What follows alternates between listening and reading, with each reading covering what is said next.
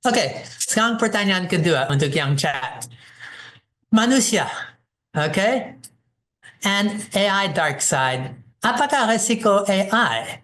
Bagaimana cerita Anda? Apakah Anda sudah pengalaman tadi, Effie, di dalam waktu sedang ngobrol, sapa-sapu, sapa-sapa, Sapa-sapa. sapa siapa? Ya, saat itu sudah mulai untuk tanya, tapi ini kesempatan untuk ketakutan Anda, resiko, atau apakah ada masalah untuk AI masa depan, Ya, dan jadi seperti apa? pertanyaannya, apa ketakutan Anda yang terbesar dengan AI? Iya. Ya, Itu bisa silakan. pribadi atau hanya sesuatu yang Anda lihat dan dengar? Silakan. Ya,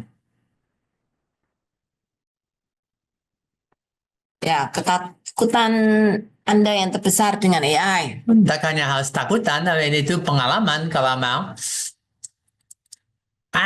Terlalu cepat.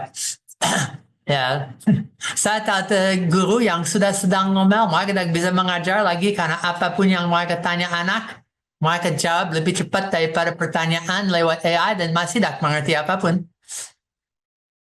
Mungkin banyak orang sudah pakai AI tapi nggak terpikir kalau AI itu akan apa ya? Memakai mereka. Ya, Ada yang mau raise hands atau bersuara? Pengalaman. apa ketakutan Anda terbesar dengan AI? Tangan, Angkat tangan. raise hand. Ada yang mau berpendapat? Atau tidak ada yang punya ketakutan sama sekali? AI selama ini menjadi teman sih Pak, teman, alat bantu, sehingga semuanya baik-baik saja. Ya, yang mau raise hand? Ini menggantikan Oh, posisi sebagai suami. oh Gitu ya. ya. Ada orang yang sedang cerai kan itu, betul. Pengangguran massal karena otomatisasi pekerjaan. Faking atau hoax. Wah, Manusia betul. manusia menjadi tidak percaya akan Allah. Ya, AI akan menyerang orang lain karena keadaan ekonomi atau orang munafik. lebih percaya AI daripada dokter. Tadi pagi ada artikel bagus sekali tentang sekarang dokter plus AI hasil jauh lebih baik daripada dokter sendiri.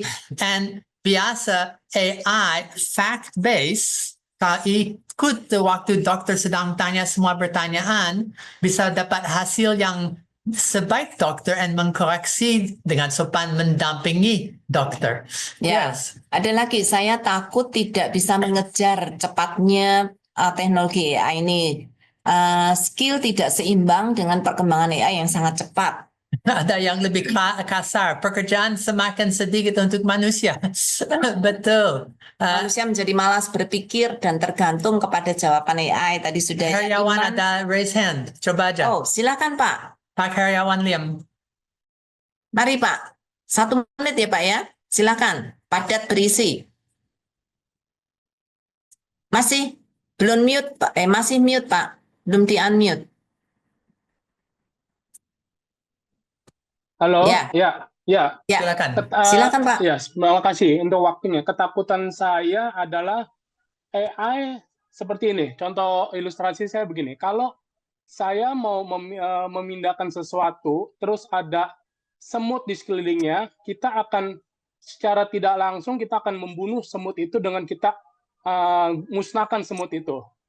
Nah, Ya. untuk tujuan kita memindahkan sesuatu atau barang kita yang kena semut itu bisa bersih. Nah, hal ini yang sama dengan AI yang saya pikirkan adalah AI nantinya akan menganggap untuk dia mencapai suatu tujuannya, dia bisa memusnahkan manusia dengan tidak ada rasa bersalah atau tidak mengganggu, atau dia berpikir oh normal-normal aja karena untuk mencapai tujuannya.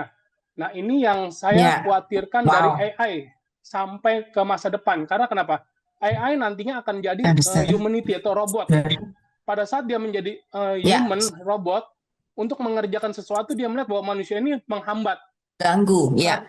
Karena menghambat, dia pikir karena kita seperti sekarang ini, kita ketika melihat lalat, melihat semut, atau melihat hewan yang lebih kecil, kan kita akan musnahkan begitu aja kan tanpa merasa Ya, bersalah Tanpa kan. rasa Sama Lebih perasaan. lagi seperti AI Nah, tidak itu punya yang saya khawatirkan, perasaan. AI nanti akan berlaku seperti itu begitu dia. Ini yang ketakutan saya sampai hari ini. Terima kasih ya. Ya, Oke, thank you bagus. banyak Pak Heriawan Lim. Siska, satu lagi, Siska. Oke, terima kasih. Silakan Bu Kalau Siska. ketakutan saya tentang AI itu teknologi yang dibuat manusia akan mengalahkan ciptaan Tuhan. Jadi kita sekarang ini sudah memakai semua teknologi yang melebihi seperti dalam tanda kutip ciptaan Tuhan. Misalnya sudah ada dunia maya mengalahkan dunia nyata gitu. Kemudian kita semua sekarang memakai uang yang diciptakan secara yang menciptakan tuh manusia gitu. Nanti lama-lama manusia akan bilang saya sudah melebihi Tuhan, bisa menciptakan semua. Bahkan manusia sekarang sudah bisa cloning, sudah bisa menciptakan yang organ-organ yang dibuat dengan 3D gitu, 4D sorry. Ya. Terus kemudian nanti ke sananya itu manusia akan mulai memberontak terhadap Tuhan karena mereka mulai seperti Allah begitu. Endingnya seperti Betul. itu sih kalau saya lihat. Oke, terima kasih. Ya, Thank you dan itu banyak. salah satu yang muncul di dalam dark side pertama. Dan lebih lagi AI menukar posisi dewa-dewi jadi satu yang punya, dan lebih daripada itu manusia menciptakan diri ulang dalam bentuk AI atau tidak. Ada berapa banyak sisi filosofat, sisi teologis yang sangat bisa memberontakkan, right?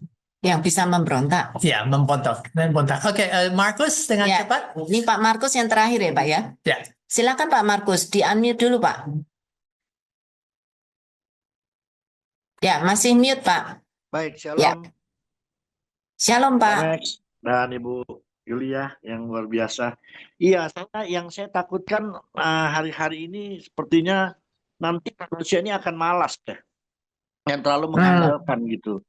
Apalagi kalau misalkan kita lagi debat-debat dengan anak S1 aja, mereka lebih menurut yang saya baca, menurut AI, menurut ini. Jadi kita agak kesulitan juga untuk menerjemahkan lebih dalam lagi gitu, karena mereka terfokusnya bukan kepada Alkitabiah yang sebenarnya, justru kepada AI ini yang agak kurang lebih kan sepertinya mereka sudah dalami atau mereka sudah percaya sedemikian rupa gitu loh. Dan juga sekarang saya lihat betapa gampangnya orang-orang membuat skripsi, membuat tesis. Kalau dulu kita sampai membuat bulan-bulan ya. Apalagi sekarang saya sedang mulai meneliti untuk mendapatkan S3 saya. Jadi kalau kita mau gunakan itu, alangkah cepat gitu loh. Alangkah cepatnya luar biasa itu. Jadi menurut saya kita kan percaya bahwa segala sesuatu itu kita nikmati proses yang paling indah tuh kan dalam hidup kita tuh. Betul. Jadi takutnya anak-anak muda sekarang nih, generasi ini akan lebih lebih stuck gitu loh. Dia nggak pernah mau berpikiran, jadi kayaknya tumpul. Jadi kalau sekarang saya lihat, kalau saya lagi berkhotbah, banyak sekali orang, ada beberapa itu yang mulai ngelihat gitu loh. Sekaligus itu jadi tantangan, yang ngelihat apa? Ngelihat handphone. Jadi kita berbicara, dia lihat handphone. Ini sekaligus mereka ngecek, ini bahan khotbah ini dari AI apa bukan? Ya, oke. Dan itu bisa dua sisi arah. lainnya adalah kita sebagai hamba Tuhan atau orang yang bergerak di dalam bidang teologi, harusnya kita lebih menggali lagi firman Tuhan berdasarkan hikmat dari Roh Kudus. Jadi buat pembelajaran dan bahan tambahan aja kalau menurut saya di AI ini, jangan karena jemaat tuh udah semakin pintar, ini dari AI ini nggak belajar ini gimana dan sebagainya.